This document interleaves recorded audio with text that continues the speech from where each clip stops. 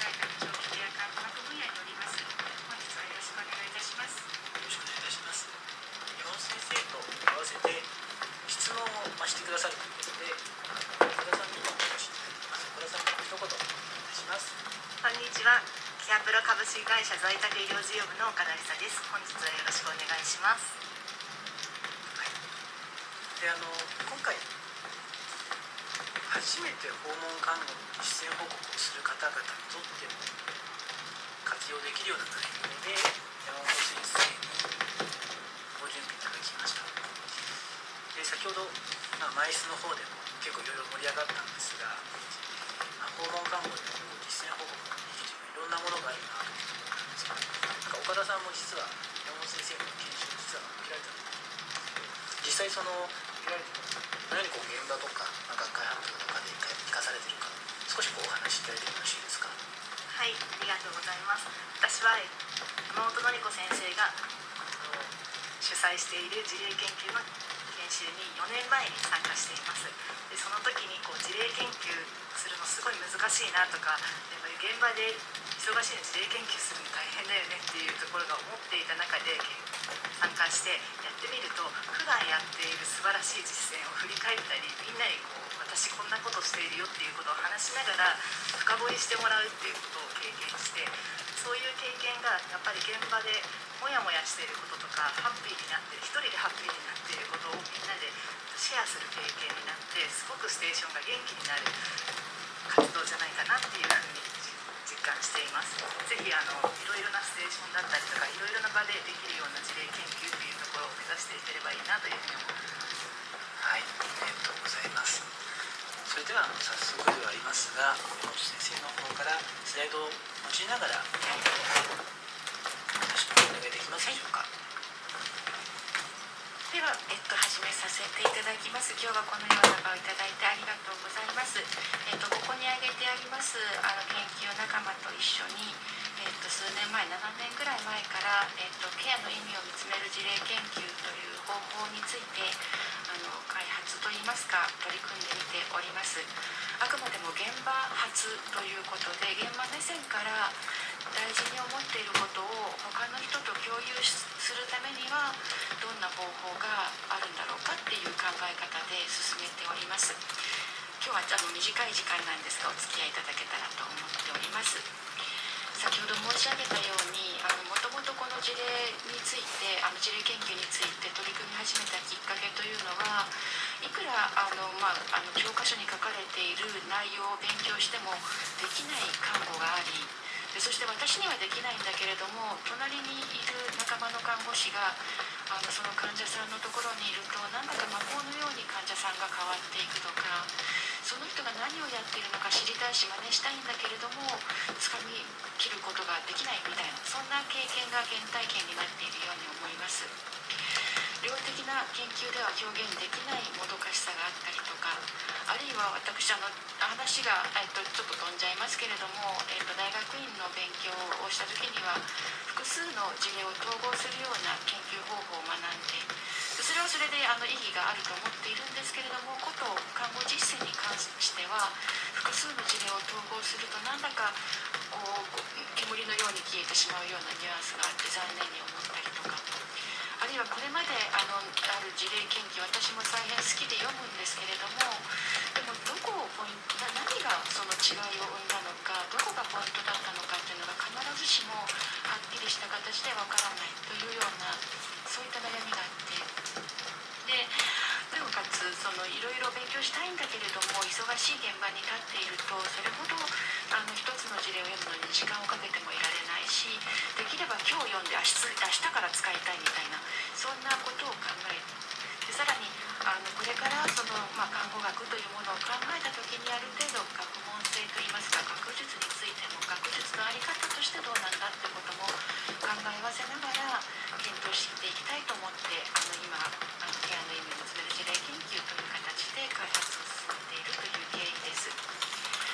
この事例は私たちがですね、事例研究が面白いと思って取り組み始めた発端になった事例なんですね。で、訪問看護師さんの事例で胃ろうの代理意思決定を、家族の方がしなければならないので、その時に訪問看護師が何をしたかということをまとめたものだったんです。でこの事例結局色を入れたんですけれども、何が面白かったというと、まず最初にこの方が持ってこられファースト第一著者にやられた安塚さんが持ってこられた事例は老老介護の事例とだけ書いてあったんですね。でもなんでこの事例を持ってきたかったんでしょうかね、なんで振り返りたかったんでしょうかって聞いた時に、初めて彼女が色を入れるかどうかすごく悩んでた方で、なんだかうまくいったように思うのでっていうふうに話をされた。じゃあ代理の意思決定支援っていうことですかねということでテーマが分かってきました。で代理の意思決定支援で何をされたんですかっていうふうに問いかけますと、最初に言われたのが排便処置をみたいな話をされて、で代理意思決定支援がテーマの話をしているはずなのに、なんで排便処置の話をされるんですかっていうふうにお聞きしたら、私が看護師であることを知っている安塚さんはすごく怒ったようにですね、だってあなたわかるでしょみたいな風だったんです。でこの方々はとても医療処置が多い状態で退院されてきた医療者の方が退院されてきて、家族の方はパンプしていて、とてもその胃ろをどうするかみたいなことを考える心の余裕がなかったので、まずは一番大変だった排便処置のはこちらでもう受け取ってやりましょうっていう風なやり方をすることが大事だったんですよみたいな。そうやって話をしていただいて、私が問いかけて話をしていただいて初めて、その排便処置という、看護師がよく行っているような日々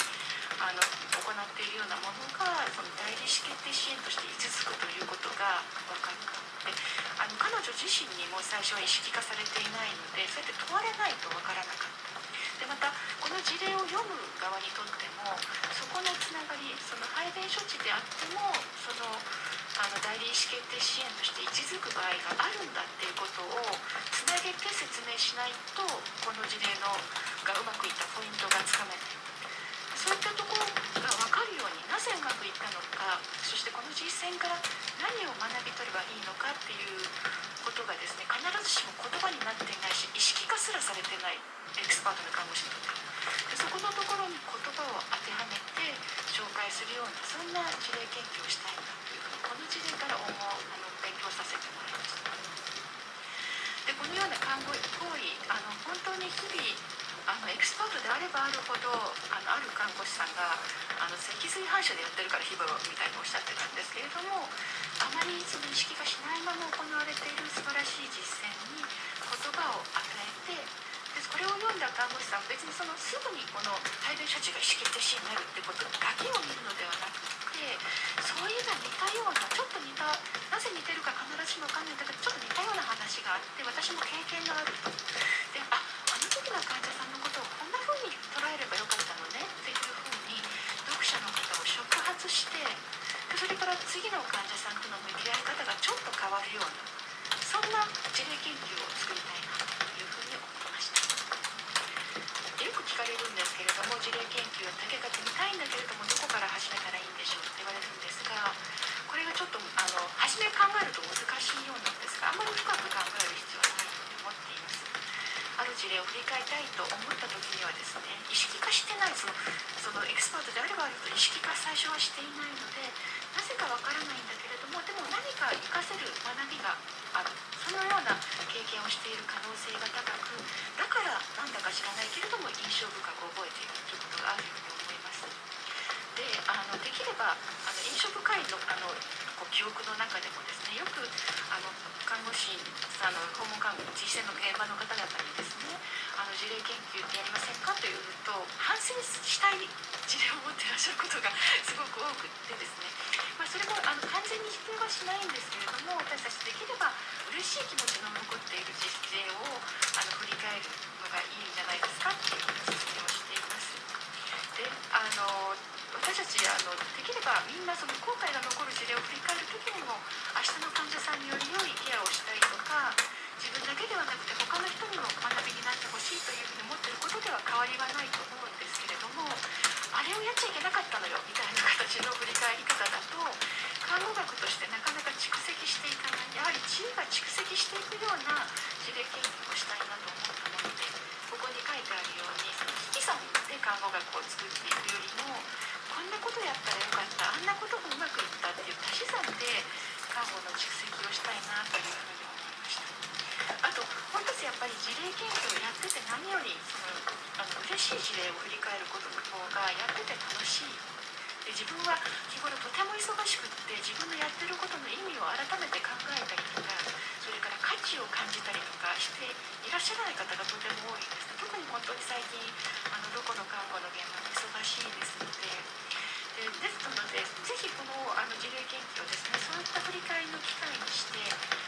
現場を元気にする事例研究でありたいなというふうに考えています。で事例提供者になってくださった方がですね、なんかこの年ですけどなんておっしゃって、褒められるっていくつになっても嬉しいわとか、想像以上に嬉しかったなとか、それから明日からもう頑張ろうと思えるとか、そんなことを言ってくださることが多くて、である訪問看護の管理をしている方が昔ですね、山本と一緒にやる事例研究はスタッフの方々のモラルサポート、スタッフが元気になるためのサポートだからみたいにあまり深く考えずにおっしゃってくださったと思うんですけれども、でもそんな風になることがやっぱり現地の研究が辛いものではなくて、楽しくみんなでやれるっていうこともとても大事じゃないかなって思っています。で、先ほどから言ってるんですけど、なぜ印象に残ったかというのは初めは分かっていない、意識化されていないからですね。でも印象に残ったものを分析してみて、で実践を分析してみて意識化したり言語化したりして、でそこで発表してみて、でそこでいろいろと他の実践者の方々や研究者の方々と振り返りをして、でもっと役に立つ、他の人にもきっと役立つって思えるものがあれば、私としてはぜひ学会発表で終わるのではなくて論文にしていっていただきたいなと思っています。さて、事例研究のステップと仕掛けをですね、このような3つの段階で私たちワークショップの中で、先ほど岡田さんがご参加くださったワークショップ、年々少しずつ工夫してなんて言うんでしょう、より分かりやすく取り組みやすくと思って努力しているんですけれども、今3つの段階でご紹介をしています。一つずつ簡単にご紹介をしていきたいと思っています。まずですね、先ほどから言っているように、その優れた実践であるほどあまり意識化していないとか、ましてや言葉にもなっていないので、それを最初に書き出していただく、言葉にしていただくということをお願いしています。で、患者さんの経過書くときにですね、いろいろ書いていただくときに大事なのは、特に看護教育の中で、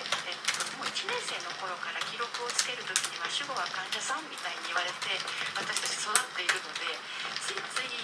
看護師が主語ではなくて患者さんが主語の事例の紹介を書いてしまわれる方が多いです。ですけど看護師が何をしたかに焦点を当てたいので、ぜひ看護師を主語にして何が起きたのか、利用者さんや家族にどんな状況があったのか、そこで看護師が何を考えたのか、でそしてどんな実践をしたのか、そしてそれに対して利用者さんやご家族がどんな風だったのかということを殴り書きでいいので、とにかく書いていくというのを最初にお勧めしています。ノーテスの方に書き出していただきます。で、手がかりとしてですね、看護記録を見ながら、そうすると見てるとだんだんその時の場面を思い出していって、その時にどんなことを考えていたかとかっていうのを思い出しやすくなるんですね。なのでその意味で看護記録を見ていっていただくのはいいかなと思っています。特にそこには必ずしもたくさん看護記録の中にはあまり書かれていないかもしれないけれど、看護師の行ったことを詳細に書いていただけたらなと思っています。で、よくですね、このようなワークシート作ってくださいと初期の頃にですね、事例研究取り組み始めて作ってくださいって言うと、しばしば私のところに来るまでにごめんなさい、市長さんとか管理者の方たちの赤ペンがいっぱい入ってきてしまって、正しい言葉できれいに文法的にも流れるロジカルな文章を書きましょうみたいな形で直されてきてしまう。で直されちゃうと、必ずしも意識化しなかったとか言語化できていなかったものをちょっとだけ言葉にしていたものなんかが消えてしまうんです。